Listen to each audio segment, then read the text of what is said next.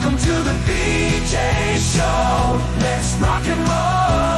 Rock and roll. Come on, everybody. Let's lose control. Brad and John, they're the ones to follow. Yeah, ready for the ride. It's the BJ Show. BJ Show. It is the BJ Show. Today's date is Thursday, February 13th. This is the A block, which means we do it a little bit after 7 o'clock, after the top of the hour news and all that kind of good stuff. I am Brad. That is John Combest, C-O-M-B-E-S-T. Why do I spell that, John? Give me an idea why I spell your name out. You spell it because you suffered a devastating loss in the 6th grade spelling bee at Twillman Elementary School. And ever since then, when you say a name like johncombest.com, you have to spell it in your head. It's also a vestige of your wild obsessive compulsive disorder. John knows me too well. I might also just be projecting, or it could be both, Brad. I don't know. Or it could be that it makes it easier for people to find it on the web because it's not like... Oh, that's it. It's not like these other advertisers that say, like, just go to AbercrombieFitchandCompany.com and you go, okay, what now? Yeah, and /Intuit, /2023, /special offer, /today only. That's We won't get you started on that, Brad, because you lecture advertisers about that all the time. We won't get you started on that. My favorite is Mike McGee. He gets it because of the fact that he's a great sponsor of the radio station, and he's a great Edward Jones guy, and he spells his name a little bit weird. I shouldn't say weird. It's just different. M-C-G-H-E-E. And when I first met him and we did this, I go, Mike, you have to spell that on the air because people are going to be typing in Mike McGee, M-C-G-E-E. And he goes, I never thought of that. No, he did. He's fully aware of that. He gets that all the time. Okay, that's John Combest. And by the way, John, I don't know if you want to talk about this or not. I think you're going to tell me to leave this alone, but Brad has got a new bone. Brad the dog has got a new bone. Oh, I dust. Oh, I bet there were two that happened this week that it could be. I don't know, but to quote what you say to some of your lady friends, Brad, after they have peak moments, maybe we just let that breathe for a few days, but we can talk about it on the air. That's what John said. I CC'd him on a couple of emails yesterday. All I can say is, John, I have taken my journalism degrees and dusted them off, and it felt... I can tell, Brad. You're asking a lot of follow-up questions, and you have a dogged pursuit of information. And even when it makes John side with the flack and say, Brad, she's clearly not going to tell you any more than she can tell you. And and John, being the PR expert, they're totally evading their question, aren't they? Yes, they're doing a great job, and I would commend them for that. Yes, they're totally evading the question. But I did get some information which did clarify something. You know who we need to have on the air here? We need to have Joanne Mannies on. Is that how you pronounce her name, Joanne? No, absolutely not. It's Joe Mannies. Joe Mannies. Don't you think we should need to get her on? I don't know. I mean, I think we have a couple topics to talk about that were hot topics from yesterday. This morning I was reading my favorite poem, as I'm wanting to do, as pitchers and catchers report to spring training today, Brad. Somewhere men are laughing and somewhere children shout, but there is no joy in Cuddleville. Brad has been thrown out. It's about the Old Hickory Country Club, Brad. Have you heard that poem? I did, and I loved it. It's a classic. It goes back to pre-World War II. Okay, that is John Combest. I spelled his name. You got us off track. Dang it, Brad. Combest, because you need to go to his website. You can go on your smartphone, on your desktop, on your iPad, on your whatever you have as use that accesses the internet, and type in johncombest.com. That'll take you to his list of all this important stuff that you should know about. He has dozens of stuff every single morning. He's done this every single day for 23 plus years. But what we do is we bring in this special guy. What's your name again, sir? I'm Casey Kasem. And what's your job? Now on with a countdown. He does a countdown. He starts off with... In third place, we have a fun follow-up. Maybe you could even call it a coda, maybe an epilogue to a story we discussed yesterday. We talked about coffee yesterday, particularly how AG Andrew Bailey is going after Starbucks. He says they're discriminating against certain groups of people, including white people, including white males, in order to give preferential hiring and promotion treatment to employees who check certain diversity boxes. Well, that story was timely because yesterday, AG Andrew Bailey went before the House Budget Committee You know, Brad, the people that run these departments, they got to go and do a little song and dance in front of legislators and explain if they want more money for their office. They got to explain why they deserve it. They got to answer some hard questions. And AG Andrew Bailey was pushed on his budget yesterday. A guy named John Voss from Cape Girardeau, a fantastic state representative from Cape Girardeau, pushed Andrew Bailey on the budget. But I think what really steals the headlines, though, besides the fiscal stuff, is Bailey got a little pushback from his Starbucks comments. I'll just highlight two, Brad. And these quotes are brought to us by Rudy Keller from the progressive blog Missouri Independent. State Rep Rachel Prouty, she is from Ferguson, and she says, she asked Bailey, just curious if white served coffee tastes a little bit better, because if it does, I'm happy to have some. That's pretty funny, don't you think, Brad? Man, when will we just hold it? You know who we need? You know who we need? I know who we need. We need a guy who is not on PCP right now.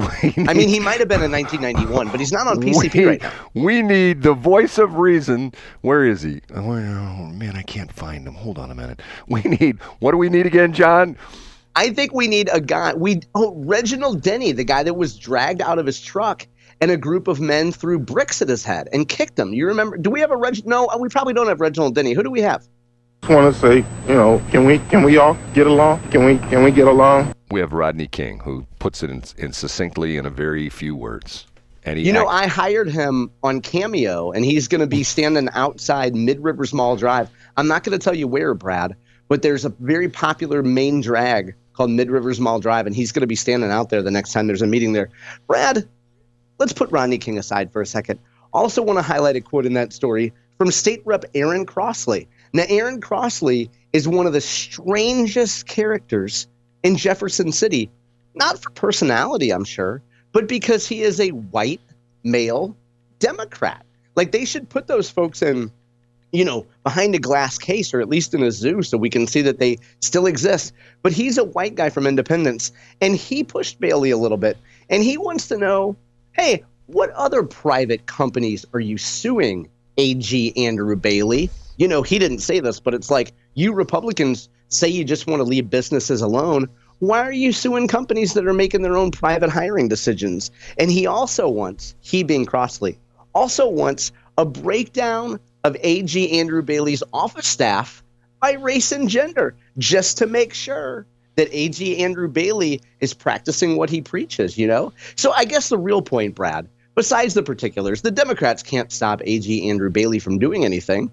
State Rep John Voss could throw a monkey wrench into the budget work, so to speak, if Bailey's asking for money he doesn't need. But I guess the point is, Democrats can't do anything about it, but they can make a gentle mockery of AG Andrew Bailey's fight against DEI.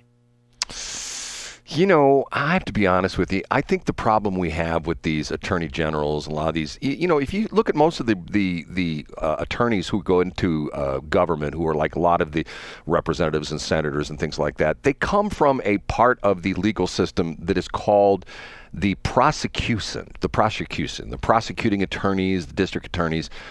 And they have that mentality of, we're just going to make your life miserable. We're going to sue you and give you, all these cease and desist orders.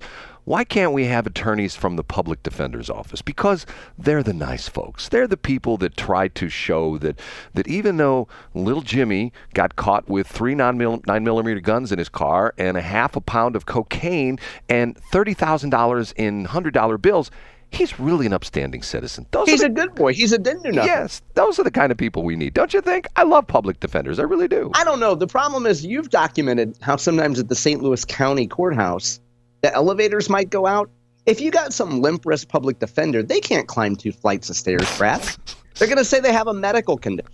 So you say Andrew Bailey's going to say, well, I'll get out a rope and climb up the side of the building and go into the courtroom. Is that what you're saying?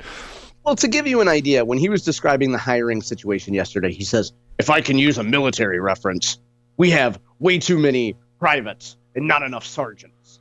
So, if your first inclination is to use a military reference, I'm going to guess that you could probably climb a few flights of stairs. Which reminds me of the quote that I read recently that they said, we won World War II with 7 4-star generals in the U.S. Army. 7 4-star generals. Currently, we have 43 4-star generals, and we're not at war.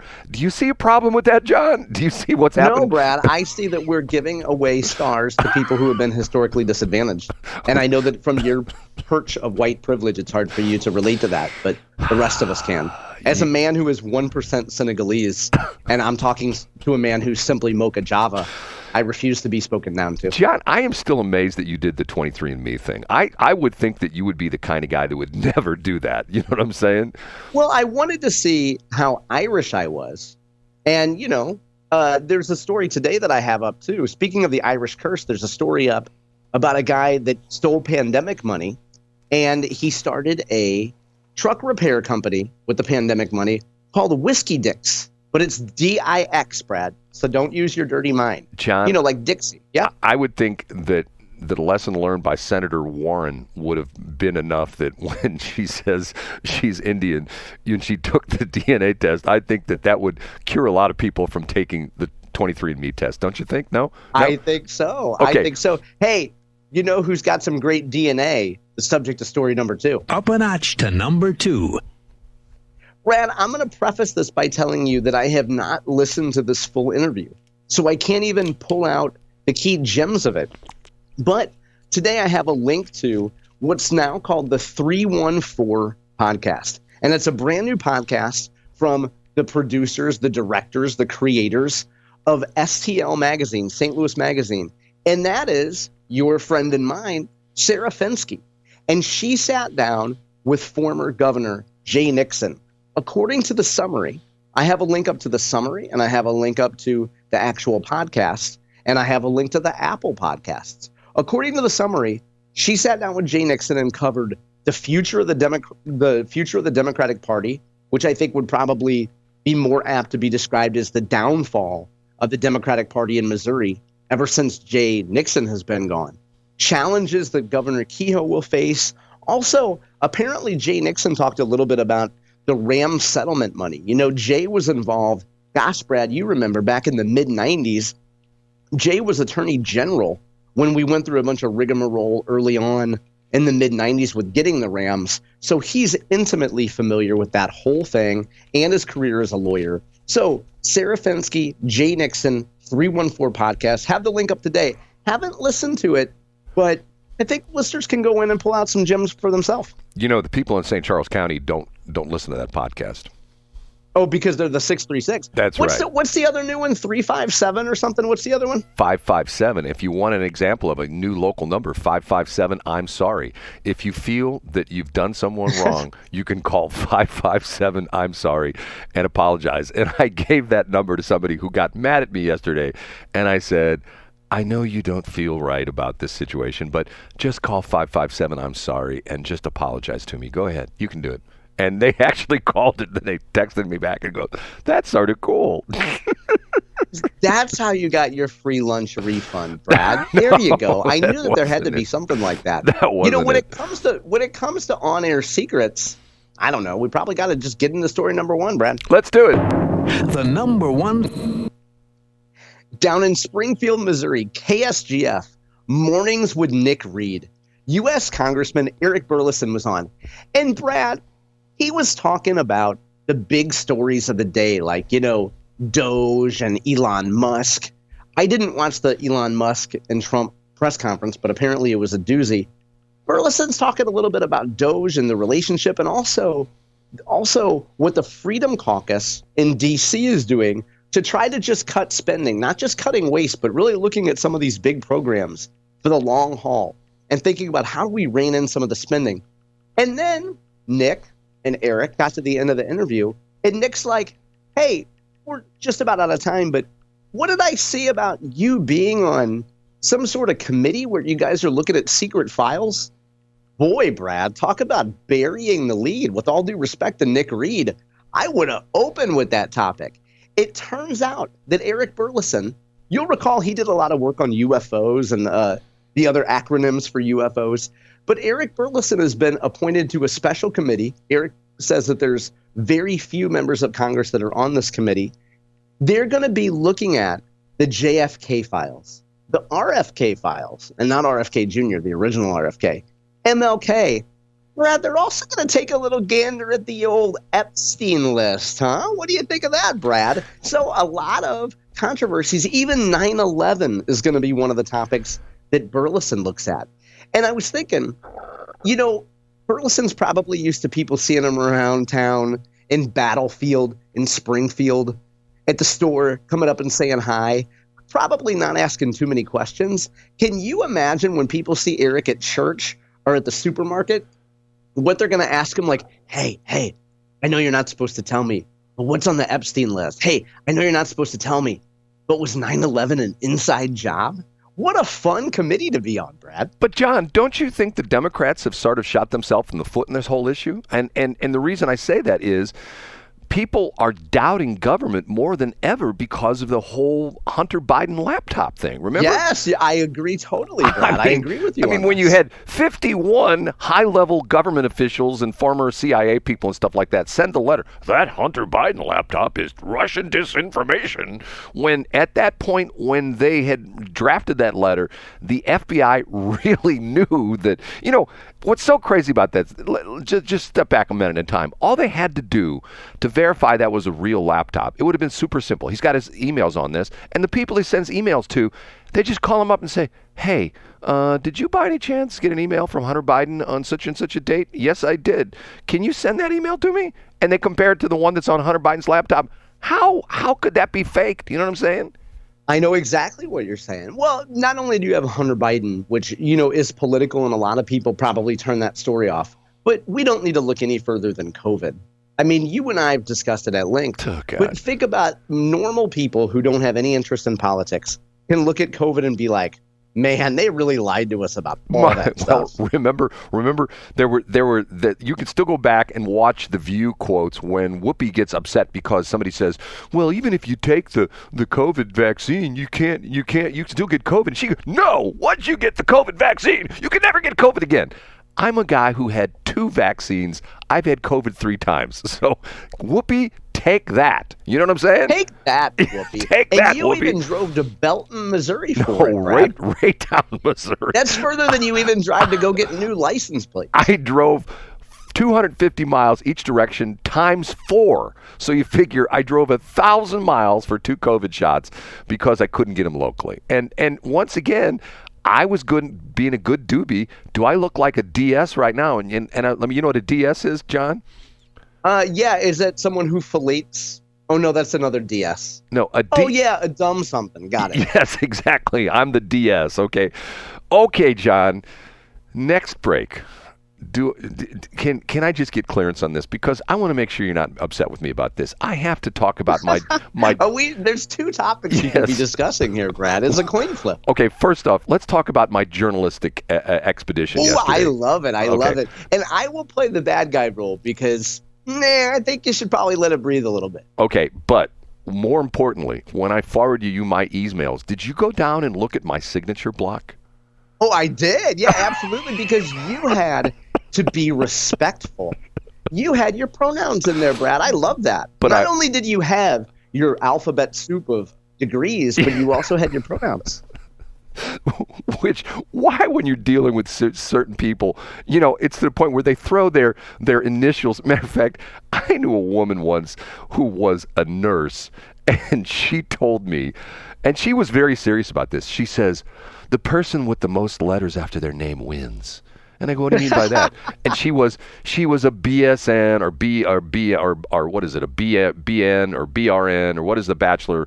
BSN bachelor sir. PITA. I think she was a BSN, and she was a this, and she was that, and she was certified in upper respiratory diseases, and she had all these things. Wow, what a degree! And she was a manager. She was management at Barnes, and she sent me one day. She sent me her official email, and she says, "Check out my signature block." And I'm going like, "Oh my God, how pretentious!" I mean, but I guess when you work in an environment, that's what you do. Hey, I got more letters after my name than you do.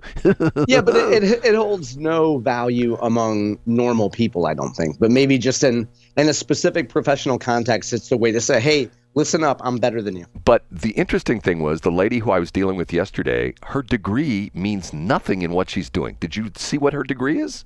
No, I did not. Okay, we'll talk about that next because I thought that was interesting. Because I just want to verify you what her letters meant.